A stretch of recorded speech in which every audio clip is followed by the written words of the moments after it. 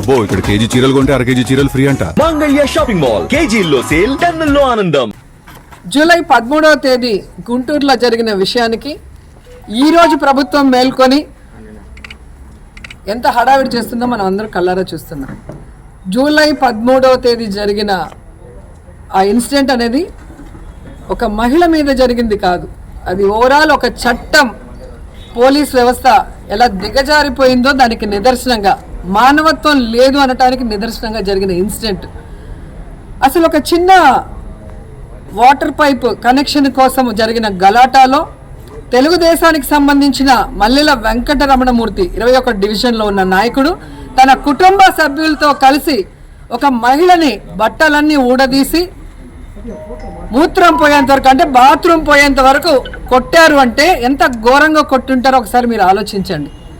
ఒక చిన్న విషయాన్ని ఒక కుంటి సాకుగా పెట్టుకొని ఒక మహిళ మీద ఏ విధంగా కుటుంబం మొత్తం దాడి చేసిందో అది సాక్షి టీవీ మొత్తం వీడియోలతో సహా జనాలకు చూపించిన తర్వాత అప్పుడు ప్రభుత్వం మేల్కొని చంద్రబాబు నాయుడు, లోకేష్ ట్వీట్ చేస్తారు, దిగ్భ్రాంతికి గురయ్యాం, షాకింగ్గా ఉంది అని చెప్పి. ఎంత సిగ్గుచేటు.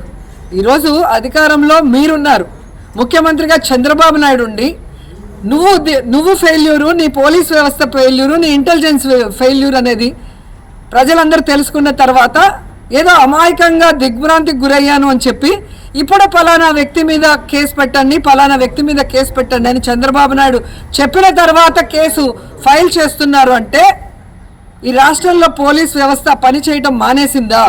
కేవలం నారావారి చంద్రబాబు నాయుడు చెప్తేనే కేసు ఫైల్ చేస్తారని నేను అడుగుతున్నాను. చట్టం తన పని తను చేసుకొని పోవాలి కదా.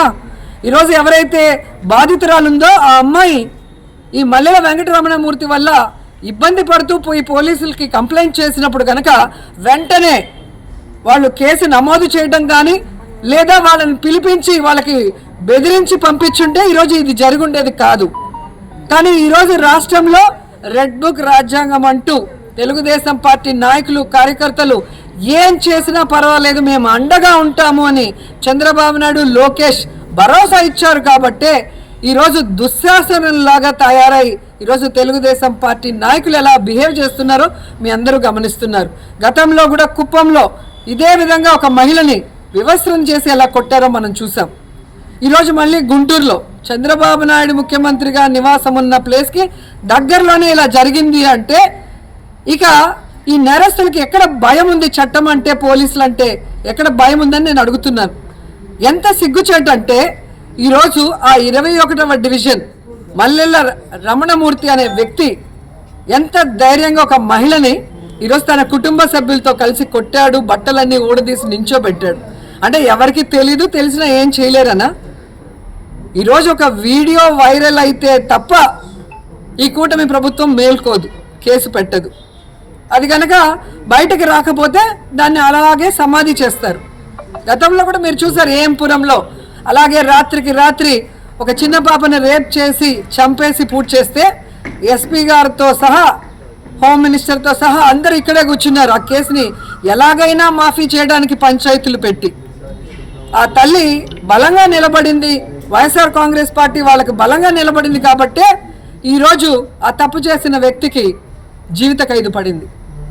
సో అలా కాకుండా వీళ్ళు ప్రభుత్వంలో ఉన్నాం కాబట్టి బెదిరించో లేదా డబ్బులు ఇచ్చో ఏదో ఒక రకంగా పంచాయతీ చేసి ఇష్యూని డైల్యూట్ చేసి సమాధి చేయాలనుకుంటున్నారు తప్ప నేరస్తులకి భయం వచ్చేలాగా, ఒక బాధితురాలు వచ్చి నాకు ఈ కష్టం ఉంది, వీరి వల్ల నాకు భయంగా ఉంది అన్నప్పుడు వెంటనే కేసు ఫైల్ చేసి ఆ తప్పు జరగకుండా చూసుకోవాల్సిన బాధ్యత ఉన్న పోలీసులు పట్టించుకోరు. జరిగిన తర్వాత కూడా ఏ పార్టీ అని తెలుసుకొని ప్రతిపక్ష నాయకులైతే వెంటనే కేసులు పెట్టేస్తారు. దాని ఛానల్స్లో, పచ్చ ఛానల్స్లో పబ్లిసిటీ చేస్తారు. కానీ తెలుగుదేశం పార్టీ వాళ్ళైతే మాత్రం కేసు కట్టరు, దాన్ని అలాగే నీరు గార్చడం. దాన్ని ఎవరైనా నిలదీసిన వాళ్ళ మీద కేసులు పెట్టడం మనం కళ్ళారా చూస్తున్నాం.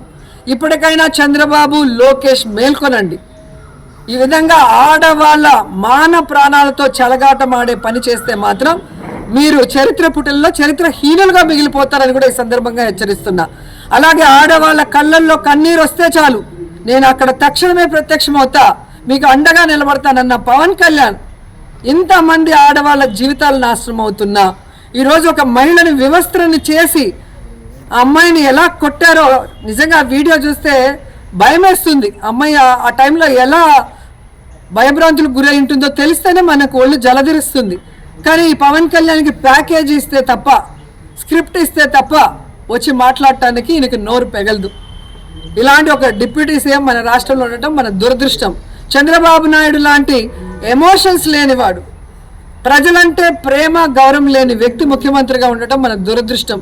ఇప్పటికైనా భగవంతుడు వీళ్ళకి మంచి బుద్ధి ఇచ్చి ఈ రాష్ట్రంలో ఉన్న మహిళలకి రక్షణ కల్పించే విధంగా వాళ్ళందరూ కూడా చర్యలు చేపట్టే విధంగా చూసుకోవాలని కూడా కోరుకుంటున్నాను.